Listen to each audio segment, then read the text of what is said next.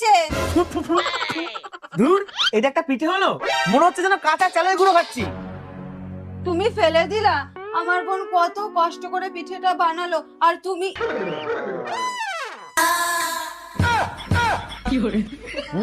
দারুণ খেতে হয়েছে।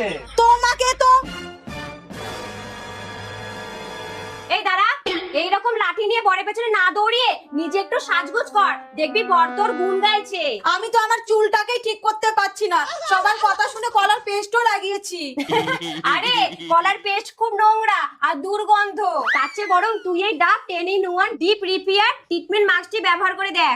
দিদির কথা মতো আমিও এটা ব্যবহার করতে শুরু করলাম। এটি 3 বছর পর্যন্ত চুলের ক্ষতি পুষিয়ে নেবার দাবি করে। এতে 8% বায়োপ্রোটিন ফিউশন রয়েছে, যা গভীরভাবে প্রবেশ করে এবং পুষ্টি যোগায়। এটি ভেজা চুলে লাগাতে হবে, মাথার ত্বকে লাগানো যাবে না। লাগানোর পর 5 মিনিটের জন্য রেখে ভালো করে ধুয়ে ফেলুন। এটা স্বাস্থ্যকর, মসৃণ এবং